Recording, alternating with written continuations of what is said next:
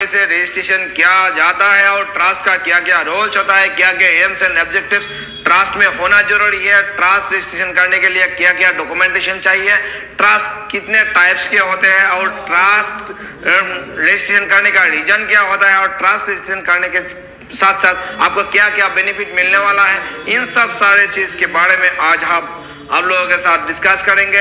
आइए, ट्रस्ट कैसे क्या रजिस्ट्रेशन किया जाता है। बेसिकली ट्रस्ट रजिस्ट्रेशन करके आप लोगों का भला करने के एजुकेशन के साइट पर हो या मेडिकल सपोर्ट के बारे में हो या लोगों के ऐसे ही लोगों का जो जितना भी बेसिक नीड्स है उसमें अगर आप डेवलप करना चाहते हैं तो इस टाइप को डेवलप करने के लिए आप अंडर ट्रस्ट एक्ट 1882 के तहत आप ट्रस्ट रजिस्ट्रेशन करवा सकते हैं। और ट्रस्ट का कितना भी टाइप्स है आपको हम बताएंगे। ट्रस्ट रजिस्ट्रेशन करके आप अगर लोगों को भला करना चाहते हैं, इसमें तो दो साइड्स का लोगों का जरूरत है, दो पार्टीज का जरूरत है। वन है फाउंडर, ट्रस्ट का फाउंडर होना जरूरी है। फाउंडर यानी ऑथर यानी ट्रस्ट का जो ओनर होगा, और दूसरा टाइप्स में होगा कि ट्रस्टी कौन कौन होगा, वो board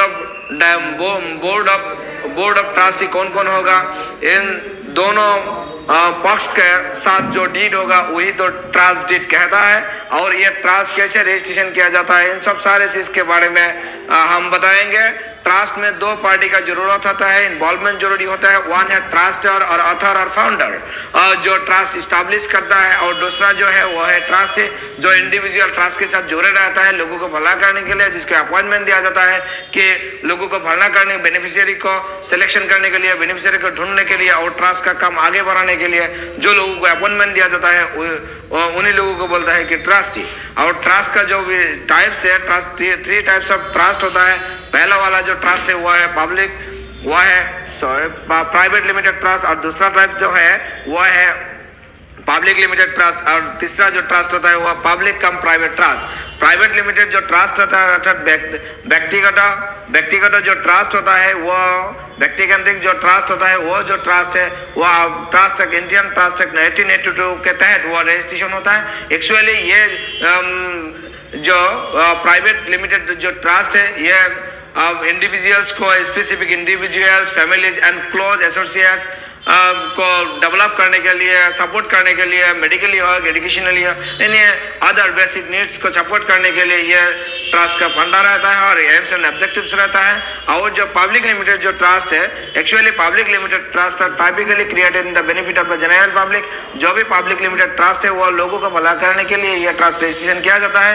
and they are often established in the charitable, educational and religious purposes and other the governed by the specific status such as the Religious Endowment Act 1863, the Charitable and Religious Trust Act 1920, and the Bombay Trust Act 1950, and Charitable Religious Trust are more common types of public trust in India.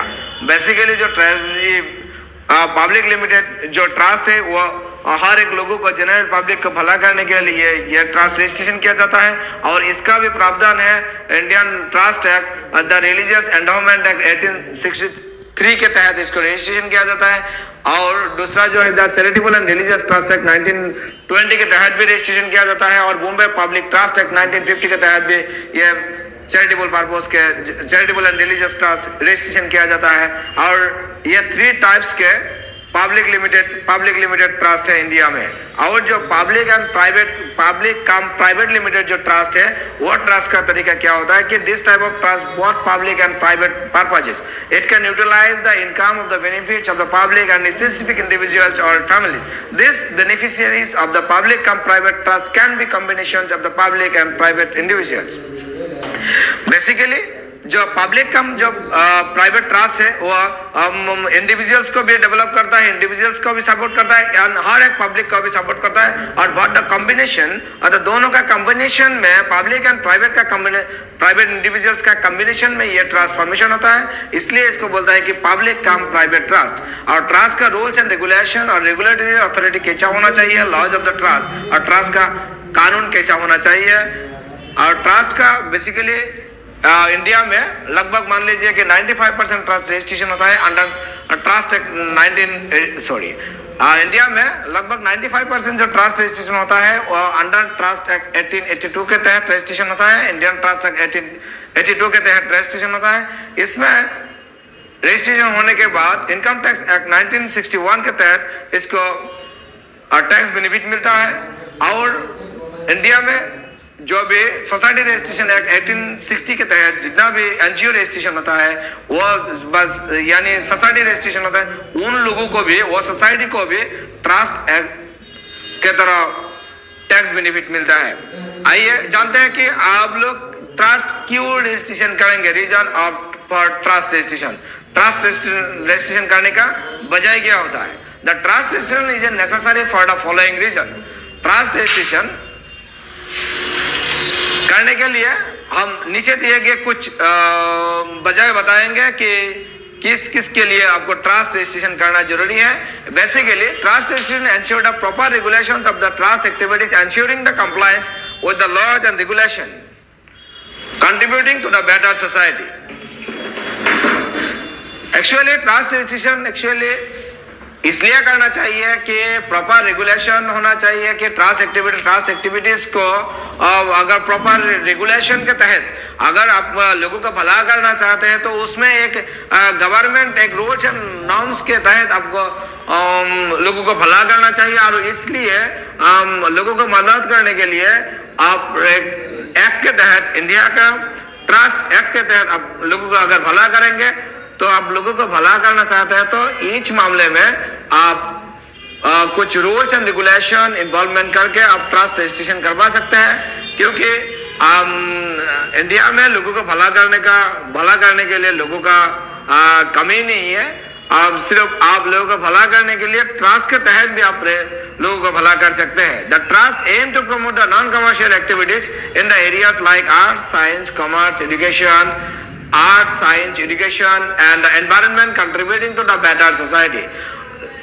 Trust का जो भी AIIMS है वो AIIMS है non commercial. इसका मतलब यह है कि इसको आप बिजनेस के तहत आपको देख नहीं सकते।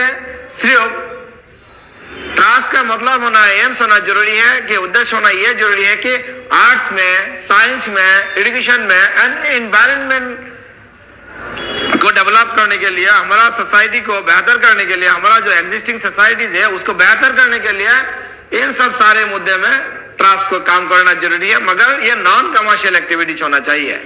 ट्रस्ट रजिस्टर्ड जो भी ट्रस्ट है वो income tax benefit, income tax department से वो इनकम टैक्स बेनिफिट मिलता है। और उसका जो सेक्शन होता है कि under section 12A and 80G, under section 12A and 80G के तहत ट्रस्ट को इनकम टैक्स डिडक्शन मिलता है और इनकम टैक्स जो बेनिफिट है वो मिल जाता है। Public trust serve to the general public and the registration ensure the act in the public best interest. Basically जो पब्लिक लिमिटेड जो ट्रस्ट होता है वो जनरल पब्लिक के कुछ मदद करने के लिए वो ट्रस्ट रजिस्ट्रेशन होता है और जिसमें ये एंश्योर करता है कि ये पब्लिक का इंटरेस्ट के ऊपर ही ये ट्रस्ट रजिस्ट्रेशन किया जा चुका है। इसके बाद ये मुद्दा है कि trust registration provide a license to conduct trust related business with in the legal framework. Trust registration provide the license. Trust registration अगर आप करेंगे तो वह ट्रस्ट रजिस्ट्रेशन के तहत जितना भी आप उसमें मेंशन किया है, नॉन कमर्शियल एक्टिविटीज का जितना भी आप उसमें काम मेंशन किया है, उसका आप business legally all over India में आप करवा सकते हैं। आपका जो भी जुरिडिक्शन होगा, जिस जुरिडिक्शन में आप काम करने के बारे में आपका ट्रस्ट में आपने मेंशन किया, उसी जुरिडिक्शन में आपको लीगली फ्रेमवर्क करके आपको काम करने का आपको राइट्स मिल जाएगा। Trust contribute to develop the sectors of the education, healthcare, social welfare and the environment। Trust आप अगर फॉर्मेशन करेंगे तो कुछ सारे सेक्टर्स है, जैसे मान लीजिए शिक्षा, हेल्थ केयर, स्वास्थ्य, सोशल वेलफेयर, समाज के जो कल्याण है और इन्वायरमेंट, हमारा जो परिवेश है, इस सब सारे चीज को डेवलप करने के लिए आप काम करवा सकते हैं एज पर लीगली। आपको लीगली राइट्स मिल जाएगा ट्रस्ट रजिस्ट्रेशन करने के बाद। उसके बाद आपको बेनिफिट क्या मिलेगा कि ट्रस्ट अगर आपने रजिस्ट्रेशन करवा लिया तो आपको क्या बेनिफिट मिलेगा? पहले तो बेनिफिट मिलेगा कि आप चैरिटेबल इन्वॉल्वमेंट में आप हिस्सा ले सकते हैं लीगली। एंड टैक्स एग्जाम्पशन आपको under section income tax act 1961 under section 12 है एंड एटीसी के तहत आपको इनकम टैक्स आपको बेनिफिट मिल जाएगा, फाइनेंशियल सपोर्ट। अगर आपका ट्रस्ट रजिस्ट्रेशन है तो आप पब्लिक के थ्रू पब्लिक के पास से आप फाइनेंशियल सपोर्ट मांग सकते हैं, लीगल प्रोटेक्शन। अगर आपका ट्रस्ट इंडियन ट्रस्ट एक्ट 1882 के तहत आपको रजिस्ट्रेशन आपने कर लिया तो आपको लीगल प्रोटेक्शन मिलेगा, सेफगार्ड्स मिलेगा, trust legal standing for the necessary claims. अगर आपने आपका जरूरत होने पर आप लीगल प्रोटेक्शन भी मांग सकते हैं ट्रस्ट रजिस्ट्रेशन करने के बाद। अगर कोई अनएथिकल अगर कुछ लोग अनएथिकली आपको कंप्लेन करेगा तो अननेसेसरी आपका ऊपर कोई एक्शन लेगा तो उसका ऊपर आपने अकॉर्डिंग टू ट्रस्ट एक्ट 1882 के तहत आप उसके अगेंस्ट में आप लीगल एक्शन ले सकते हैं। फैमिली वेलफेयर वेल्थ प्रोटेक्शन, अगर आपने ट्रस्ट रजिस्ट्रेशन कर लिया तो actually trust help to allocate the specific assets privileges and managing the family wealth that may be difficult to the divide individually.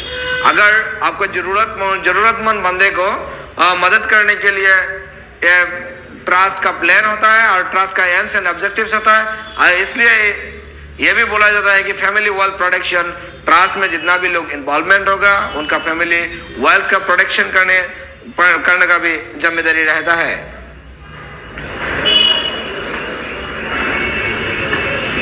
और दूसरा बात यह है कि ट्रस्ट रजिस्ट्रेशन करने के लिए आपको क्या क्या डॉक्यूमेंटेशन का क्या क्या रिक्वायरमेंट्स होना जरूरी है, ट्रस्ट एलिजिबल होने के लिए आपको क्या क्या क्राइटेरिया होना जरूरी है। पहले क्राइटेरिया यह है कि a trust must be form at least 2 और मोर इंडिविजुअल।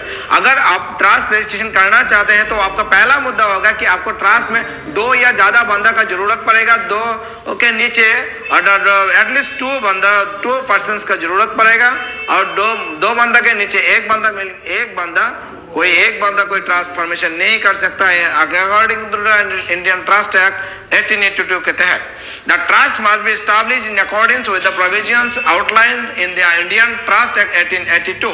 और ट्रस्ट अब जो भी एस्टैब्लिश करना चाहते हैं बेसिकली प्राइवेट लिमिटेड ट्रस्ट, तो उसमें आपको क्या करना पड़ेगा कि आपको इंडियन ट्रस्ट एक्ट 1882 के तहत आपको रजिस्ट्रेशन लेना पड़ेगा, एस्टैब्लिशमेंट करना पड़ेगा। None of the parties involve should be disqualified under the any prevailing law in India. आपका ट्रस्ट का जितना भी मेंबर्स होगा उसमें कोई भी मेंबर डिस्क्वालिफाइड नहीं होना चाहिए। इंडिया का और जितना भी कानून है वो कानून के तहत वो डिस्क्वालिफाइड नहीं होना चाहिए। डिस्क्वालिफाइड होने वाला कोई बंदा ट्रस्ट फॉर्मेशन नहीं कर सकते। चौथा जो पॉइंट है, the objectives of the trust must not controversial any existing laws in India. Trust का जो भी मुद्दा होगा, जो भी एम्स होगा, जो भी ऑब्जेक्टिव्स होगा, वो इंडिया के एग्जिस्टिंग जितना भी लॉ है उस लॉ में फर्क नहीं पड़ना चाहिए, कंट्रोवर्सी नहीं होना चाहिए। और उसके बाद 5 point, the trustee must conduct their activities in a fair and just manner. The trustee must conduct their activities in fair and just manner. Actually, trust में जितना भी लोग इन्वॉल्वमेंट होगा, उन ट्रस्ट का जितना भी एक्टिविटीज होगा, वो सारे एक्टिविटीज एक्चुअली लोगों को भला करने के लिए होगा।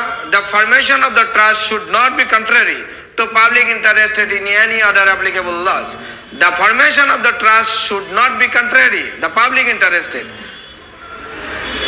इस पॉइंट से यह आपको पता चल जाता है कि ट्रस्ट अगर आपने रजिस्ट्रेशन करना चाहते हैं तो इसमें पब्लिक इंटरेस्ट में कोई फर्क नहीं आना चाहिए, पब्लिक इंटरेस्ट में कंट्रोवर्सी नहीं होना चाहिए और any other applicable law. India में और जितना भी लॉ है उसमें भी फर्क नहीं पड़ना चाहिए आपका जितना भी एक्टिविटीज है।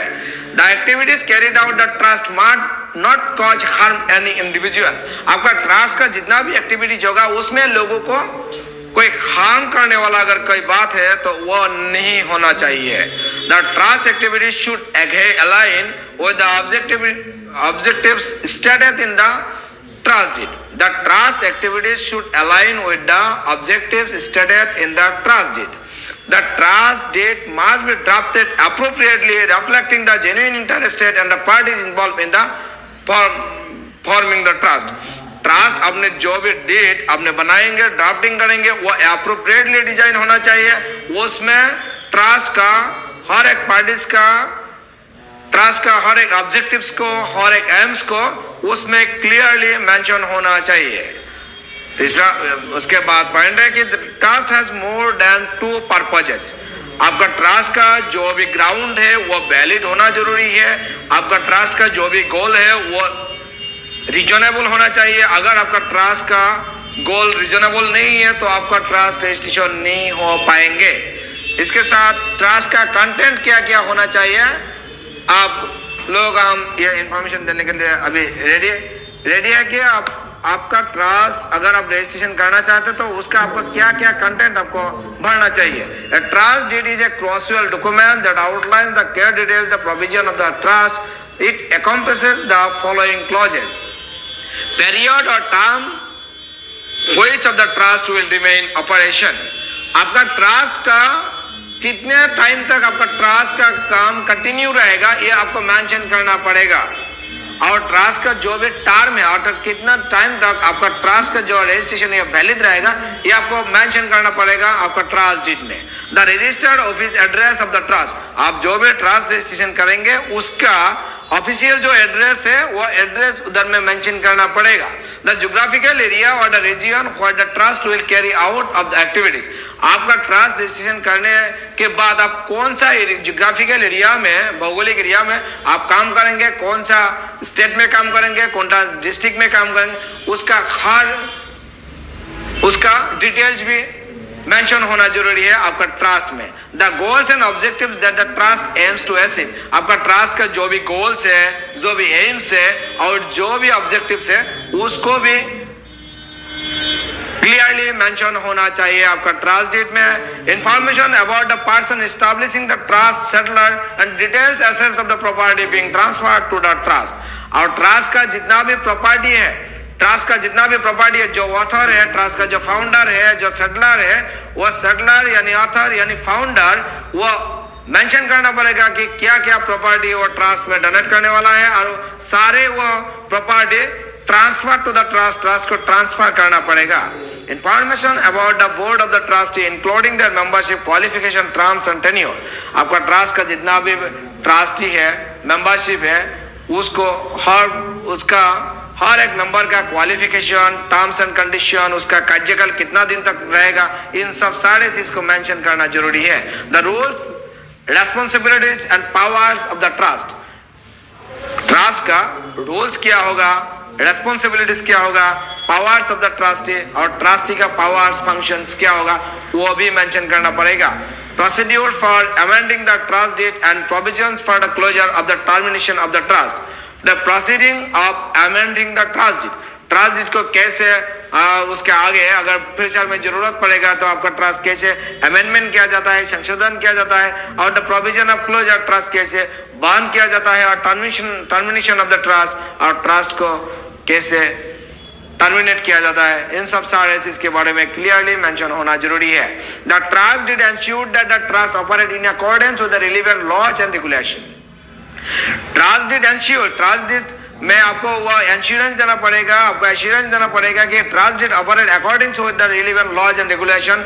ट्रस्ट का जो इंडियन ट्रस्ट एक्ट है 1882 के तहत आपको भरोसा देना पड़ेगा कि उसी एक्ट के आधार पर अपने ट्रस्ट रजिस्ट्रेशन करने के लिए तैयार है, यह भी मेंशन होना पड़ेगा आपका ट्रस्ट डीड में। The trust deed serve as a legally binding document that govern the operation and the functioning of the trust, providing the clarity and the guidance to the all parties involvement and documents of the trust deed, trust registration, आपको क्या क्या documentation का जरूरत पड़ेगा trust registration करने के लिए। पहले आपको वर्तमान के हिसाब से लगभग मिनिमम 1000 का स्टाम्प बिल वाला स्टाम्प पेपर चाहिए। ट्रस्ट डीड में 1000 का मिनिमम स्टाम्प ड्यूटी चाहिए, और अगर आपका वैल्यूएशन 50,000 से ऊपर होगा तो उसमें 2% के लागत से आपको स्टाम्प ड्यूटी आपको लेना पड़ेगा। 2 photographs of the parties involvement in the trust में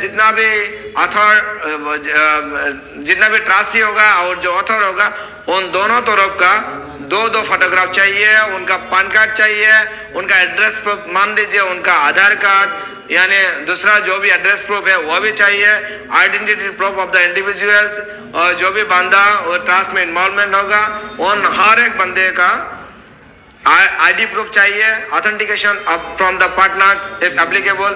अगर जरूरत पड़ेगा तो ऑथेंटिकेशन देना पड़ेगा अपने पार्टनर्स के तरफ से, NOC from the using the for using the premises. जो आपने ऑफिशियल एड्रेस मेंशन किया उसी एड्रेस का आपको नो ऑब्जेक्शन सर्टिफिकेट देना जरूरी है, any form of utility bills as proof as of address proof. और जितना भी बंदा ट्रस्ट में इन्वॉल्वमेंट होगा उन सारे बंदे का यूटिलिटी बिल, मान लीजिए गैस बिल, मान लीजिए इलेक्ट्रिसिटी बिल, मान लीजिए मोबाइल बिल और पोस्टपेड मोबाइल बिल, इन सब सारे बिल का जरूरत पड़ेगा एड्रेस प्रूफ देने के लिए, और address proof of the trust registered office. और जो ट्रस्ट का जो रजिस्टर्ड ऑफिस है उसका भी एड्रेस प्रूफ देना चाहिए, और एड्रेस प्रूफ के हिसाब से आप लोग इलेक्ट्रिसिटी बिल प्रोवाइड कर सकते हैं। और according to 12 registration under section income Tax Act 1962 under sections 12 and 80 certificate from the respective income tax authorities आप क्लेम करवा सकते हैं टैक्स डिडक्शन। और इसका क्या प्रोसेस होगा कि पहले आपको ट्रस्ट का नाम सिलेक्शन करना पड़ेगा, उसके बाद जो सेटलर है, ऑथर है, जो फाउंडर है उसका डॉक्यूमेंट है, उसका डिटेल्स भरना पड़ेगा। उसके बाद ट्रस्ट का बाकी जो जितना भी ट्रस्टी है उसका भी डिटेल्स भरना पड़ेगा। Prepared memorandum of association trust का जो MOA है वो भी मेंशन करना पड़ेगा। ये मेंशन करके आपका टोटल ट्रस्ट डेट रजिस्ट्रेशन करना पड़ेगा। उसके बाद आपको आपका डिस्ट्रिक्ट का जो भी सब रजिस्टर ऑफिस है वहाँ में जाके आप ट्रस्ट रजिस्ट्रेशन करने के लिए आप क्लेम करवा सकते हैं, अप्लाई करवा सकते हैं। उसके बाद वो ट्रस्ट रजिस्ट्रेशन ऑफिस से आपको ट्रस्ट रजिस्ट्रेशन हो जाएगा। और इसके बारे में अगर आप लोगों को इसके बारे में ट्रस्ट रजिस्ट्रेशन कैसे किया जाता है, एनजीओ रजिस्ट्रेशन कैसे किया जाता है, इसके बारे में अगर आपको फ्री कंसल्टेशन चाहिए तो हमारा बी लिंक टैक्स कंसल्टेंसी से आप लोग कांटेक्ट करवा सकते हैं। इसके लिए आपको कोई फीस देने का जरूरत नहीं है। आपको अगर जीएसटी रजिस्ट्रेशन करवाना है, आपको कंपनी रजिस्ट्रेशन करवाना है, निधि रजिस्ट्रेशन करवाना है, आपको ओबीसी रजिस्ट्रेशन करवाना है, अगर आपको एमएसएमई रजिस्ट्रेशन करवाना है और दूसरा जितना भी कॉर्पोरेट रजिस्ट्रेशन चाहिए, अगर किसी एक के बारे में आपको जानने का जरूरत है, अगर